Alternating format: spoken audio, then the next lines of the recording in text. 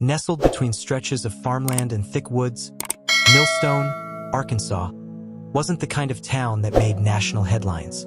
With a population just over 6,000, it was the sort of place where doors were left unlocked. Neighbors gathered for Friday night football, and the most exciting news usually involved the high school's debate team winning regionals. Millstone High School sat in the heart of town, a modest two-story brick building surrounded by a chain-link fence and a freshly painted parking lot. Inside its halls, students walked familiar paths between lockers, AP classes, and gym practice. Teachers knew families by name. Life moved slowly but securely. And then there was Jason Klein. Jason, 17, was a senior, star of the cross-country team, National Honor Society, straight A's, polite to teachers, charming with classmates. He wore clean sneakers, carried a planner everywhere, and said yes ma'am, even to substitute teachers. To many, he was Millstone's golden boy. People said he'd go far, maybe a scholarship to a top university, maybe even an Ivy League. He was the kind of kid parents pointed to and said, "Why can't you be more like Jason?" But if you looked closer, the shine began to dull. Jason didn't hang out much after school. He was often seen alone, earbuds in, sketching in his notebook or walking laps around the school field. Teachers noticed he could be withdrawn. He had a quick temper when pushed. Once, during a class debate, he lashed out at a peer so aggressively the teacher had to step in and end the discussion. Still, no one thought anything of it. Teens are moody. High achievers have pressure. It wasn't unusual until March 18, 2022, when a 911 call shattered that illusion forever. Earlier that day, it was a normal Friday. Students chatted about spring break plans. Seniors posed for yearbook photos. Jason arrived early, same as always, and took his usual seat in AP Literature next to Emily Carson, a classmate, peer tutor, and many believed his only real friend. Emily was bright and outspoken. She organized school fundraisers, wrote poetry in the school paper, and had dreams of studying psychology. She was well-liked. Some even said she was too good for this town. She and Jason had grown close over the years, partnered in science labs, always paired on field trips. But those who paid attention noticed a shift lately. Emily had started pulling away, hanging out with new friends, ignoring Jason's texts. Jason didn't take it well. At 11:52 a.m., just before the lunch bell rang, Jason asked to be excused from class. He didn't return. 10 minutes later, students near the back parking lot heard a scream. By 12:07 p.m., police had locked down Millstone High School. Emily's body was found behind the gym, concealed in the maintenance shed. She had been stabbed multiple times. Her phone was found smashed beside her. A classmate told officers they'd seen Jason walking quickly away from the area moments before. Security footage would later confirm this. By 2:30 p.m., Jason Klein was in custody. The news hit Millstone like a freight train. Parents raced to pick up their children. Teachers sobbed in their cars. Local media scrambled to report what little they could confirm. By sundown, national outlets were broadcasting from the high school lawn. A beloved student, a trusted friend, had allegedly murdered his closest classmate in broad daylight on school grounds. The community wanted answers. How could someone so normal, so full of promise, commit something so monstrous? That question lingered heavy in the air. Behind closed doors, people whispered about Jason's mental health, about notes found in his locker, about the quiet jealousy that may have festered when Emily moved on without him. But nothing felt certain. Not yet. All anyone knew was that Millstone's peace had been shattered, and that the story was only just beginning. The morning after Emily Carson's murder, Millstone was unrecognizable. Police cruisers idled outside the school. Yellow crime scene tape fluttered in the wind. Reporters lined the sidewalks, thrusting microphones at anyone who passed. What was once a quiet town where everyone knew everyone now felt like the center of a national tragedy. The news cycle dubbed Jason Klein the honor student killer. Headlines flashed phrases like, "Model teen turns murderer," and "School hallways stained by betrayal." But no one, especially not Jason's parents, could make sense of it. His mother, Lynn, refused to believe it at first. "There has to be a mistake," she said tearfully to investigators. "Jason wouldn't hurt anyone. He adored Emily." But when police opened Jason's locker at Millstone High, the mask began to slip. Inside, they found two things that changed the direction of the investigation. A blood-stained hoodie, rolled up and tucked behind his textbooks. A leather-bound journal, packed with troubling entries. The hoodie was a match for what witnesses said Jason was wearing at the time of the murder. The blood, later confirmed to be Emily's, was spattered across the cuffs and collar. But it was the journal that truly raised alarms. Jason had written extensively about his frustrations with Emily, about her changing, her lying, her abandoning him. The tone of the writing shifted from sadness to obsession, then to rage. One entry read, "She used me, acted like I mattered, then tossed me aside like I was nothing. They all do, but not this time." Another, "I dreamed of the silence after, the calm, her eyes when she realized I wasn't playing anymore." Investigators found dozens of entries like this, some accompanied by detailed drawings. Knives, faces screaming, Emily's name carved in bold letters over and over. One final note, dated 2 days before the murder, read simply, "She chose this. She'll finally understand what she did to me." News of the journal leaked almost instantly. It became impossible for the town to cling to the idea that Jason might be innocent, or that this was some sort of tragic misunderstanding. The community's grief hardened into horror. The school canceled classes indefinitely. Counselors were brought in for students, but many refused to return at all. Emily's parents, too devastated to speak to media, issued a single statement: "Our daughter deserved to live. She deserved to be safe at school, among friends. We will never recover from this." But as detectives combed through Jason's past, they realized Emily wasn't the only person he had fixated on. 2 other girls, both classmates, came forward anonymously at first. Each said Jason had made them uncomfortable with overly intense attention. One recalled him following her after drama club meetings. The other said he sent messages that got more aggressive when I didn't reply. Neither had reported him. He was just Jason, awkward maybe, intense but harmless, or so they thought. Investigators started asking a new question. Was this a sudden break, or a slow descent into violence no one saw? The psychological profile began to take shape. Experts brought in to evaluate Jason concluded he showed signs of narcissistic traits, obsessive attachment, and possible underlying personality disorders. But more than anything, what stood out was his inability to handle rejection. Emily, in trying to distance herself, had unknowingly triggered something Jason had been hiding for years, a deep fear of being forgotten, of being ordinary, of being left behind. To him, Emily wasn't just a classmate. She was a symbol of everything he felt slipping away: control, status, identity. And when he felt she'd abandoned him, he didn't just want her gone. He wanted everyone to know it. The prosecution prepared to charge him as an adult with first-degree murder, citing premeditation, his journal, and the brutality of the attack. His defense team hinted at a possible insanity plea. But behind the courtroom drama was a haunting realization for Millstone. This wasn't just a story of one murder.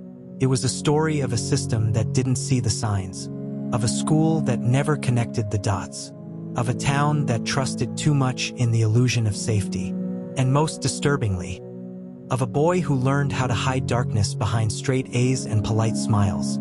Don't forget to like, comment, and subscribe. Hit the notification bell. In the days after the arrest, investigators, journalists, and even psychologists dug into Jason Klein's life, searching for an explanation. Anything that could explain how a seemingly normal high school junior turned into a killer. His social media profiles were clean. His grades were excellent. He'd won awards for academic performance and had volunteered at the local library. There was no record of disciplinary issues at school. Teachers called him quiet, focused, respectful. But as they peeled back the layers, a different picture began to emerge. One built on isolation, obsession, and a desperate need for control. Perfect facade. Jason's home life was rocky, though you wouldn't know it from the outside.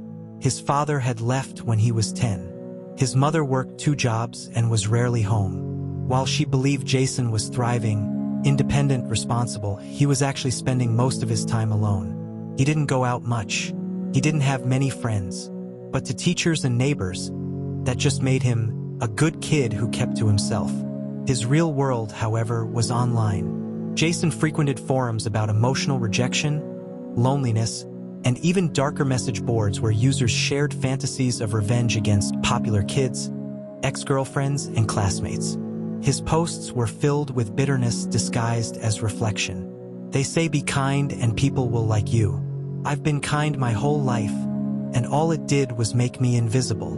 He wasn't part of any recognized hate groups, but the echo chambers he lingered in validated his resentment. They taught him that his pain was justified, and that those who caused it deserved to suffer. Obsession masquerading as friendship. Emily had been one of the few people who ever tried to befriend Jason. She'd worked with him on a group science project the year before. Classmates said she was kind to everyone, and that included Jason. She'd invite him to sit at lunch, include him in group chats, and occasionally check on him when he seemed down. But what Emily saw as kindness, Jason interpreted as something deeper. In his journal, he referred to her as the only one who sees me, the one who understands, and eventually, mine. According to friends, Emily had begun to feel uncomfortable in the months before her death. She stopped responding to some of Jason's texts, pulled away slowly, even told a friend, "I think he's starting to get too attached." She never reported it. The missed red flags. In hindsight, there were signs. A teacher recalled Jason writing an essay about vengeance being misunderstood. Another student mentioned that Jason got upset when Emily began dating someone new. The school counselor noted he had emotional flatness, but nothing alarming. The tragedy wasn't just that Jason killed Emily. It was that he did it while so many people assumed he was fine. This raised a troubling question. How many young people are silently unraveling behind the masks they wear at school? The psychology of rejection and rage. Experts brought into the case began speaking publicly about a phenomenon known as rejected male syndrome.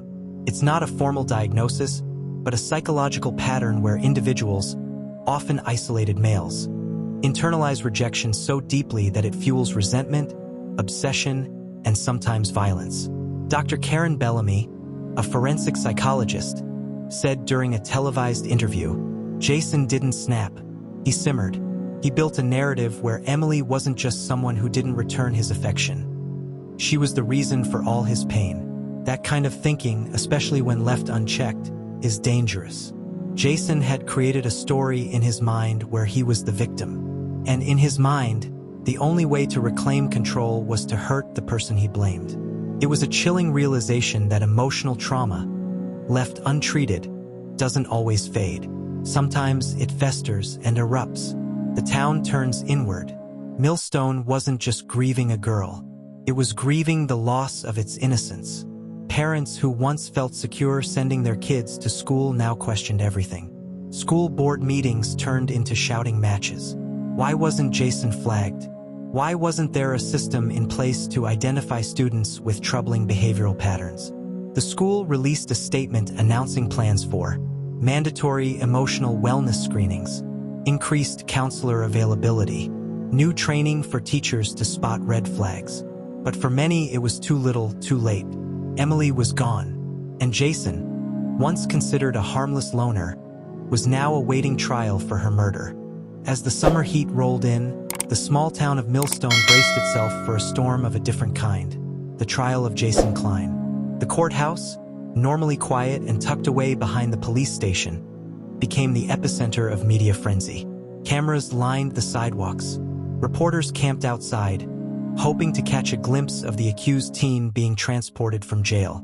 The entire town and soon the nation was watching. How could a straight-A student, polite, quiet, seemingly harmless, be capable of such a brutal crime? The prosecution aimed to prove that this wasn't a crime of passion. It was calculated, planned, and chillingly executed. And the deeper the court dug, the more horrifying the truth became. Opening statements. A town holds its breath. On the first day of trial, the courtroom was packed. Emily's parents sat front row, holding hands tightly, eyes fixed on the bench. Jason entered in a navy suit that hung loosely from his frame. His face was pale, emotionless. The prosecutor began with a jarring statement. This was not a misunderstanding. This was not the result of a single bad day. Jason Klein planned Emily Harper's murder, and he believed she deserved it. Gasps echoed across the courtroom. The defense argued that Jason had suffered from untreated mental illness and emotional abandonment, that he'd never intended to kill Emily, only to confront her about the pain he believed she caused.